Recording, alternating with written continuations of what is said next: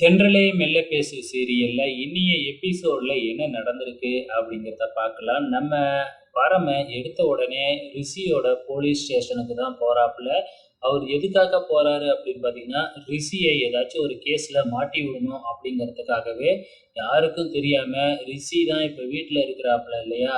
So அத தெரிஞ்சுக்கிட்டே நம்ம பரமன் வந்திருக்கிறாப்புல. ரிஷியோட டேபிள்ல போயிட்டு அவருக்கே தெரியாம ஒரு இடத்துல ஒரு கட்டு பணத்த ஒரு கவர்ல போட்டு வச்சர்றாப்புல. ஸோ இந்த பிளான் என்ன அப்படின்னு பார்த்தீங்கன்னா, லஞ்சம் வாங்குனதா ரிஷிய மாட்டி விடலாம் அப்படின்னு நம்ம பரமன் பிளான் பண்ணியிருக்கிறாப்புலயாட்டுக்கு.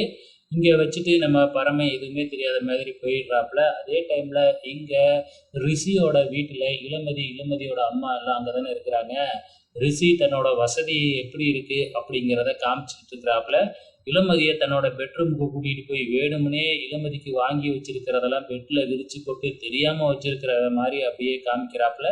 அதுக்கப்புறம் மேல வாங்க நான் எக்ஸர்சைஸ் பண்ற இடத்தெல்லாம் காமிக்கிறேன் அப்படிங்கிற மாதிரி அங்கேயும் இங்கேயும் இழுத்துட்டு போய் காமிச்சிட்டு அதுக்கப்புறம் சாப்பிட்றதுக்கு அழைச்சிட்டு போய் உட்கார வச்சு அப்படியே இளமதி சாப்பிட்றத ரசிக்கிறாப்புல. இதை பார்க்குற இந்த ரிஷியோட அம்மா அப்பா அப்படியே கொஞ்சம் கொஞ்சமா பேச்ச ஆரம்பிக்கிறாங்க.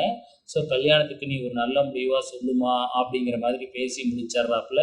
ஆனாலும் இந்த ரிஷி இருக்கிறதுலே உத்தம மாதிரி இளமதி கிட்ட உனக்கு விருப்பம் இருந்தா தான் இளமதி கல்யாணம், மற்றபடி எதுவுமே நான் வச்சுக்க மாட்டேன் அப்படி இப்படின்னு வந்து சொல்லிக்கிட்டு இருக்கிறாப்புல நல்லவன் மாதிரி. கொஞ்ச நேரத்துல நம்ம பரமன் அவனோட பழைய வீட்டுக்கு போறாப்புல. ஸோ பரமனோட ஃப்ரெண்ட்ஸ் எல்லாம் ஏன் நீ இவ்வளவு நாள் வரவே இல்லை அப்படின்னு கோவிச்சுக்கிட்டு இருக்கிறாங்க செல்லம்மா. அப்ப நம்ம ஒரு ஃப்ரெண்டோட போனை எடுத்து நம்ம ரிஷி லஞ்ச ஒழிப்புத்துறைக்கு போன் பண்ணி இந்த மாதிரி ரிஷி லஞ்சம் அதிகமா வாங்குறாப்புல, நீங்க போனீங்கன்னா பிடிச்சிடலாம் அப்படின்னு சொல்லிட்டு போனை சுவிட்ச் ஆஃப் பண்ணிடுறாப்புல. இங்க ரிஷி அங்க இருந்து நேரா போலீஸ் ஸ்டேஷன் வராப்புல. அப்ப பரமன் வந்துட்டு போனான் அப்படின்னு தெரிஞ்சுக்கிட்டு அவன் வந்துட்டு போனான்னா ஏதாச்சும் ப்ராப்ளம் இருக்குமே அப்படின்னு சொல்லிட்டு எல்லா இடத்தையுமே தேடுறாங்க. கடைசியா ரிஷி தன்னோட ரூம்ல இருக்கிற பணத்தையும் கண்டுபிடிச்சு எடுக்கிறாப்புல. அப்போ ஒரு போலீஸ் வந்து லஞ்ச ஒழிப்புத்துறையில இருந்து வந்திருக்காங்க அப்படின்னு சொல்லிக்கிட்டு இருக்கிறாங்க. இதோட இன்னி எபிசோடு முடிஞ்சிருச்சு. வெயிட் பண்ணி பார்க்கலாம் நாளைக்கு ரிஷி மாட்டுவாரா மாட்ட மாட்டாரான்னு.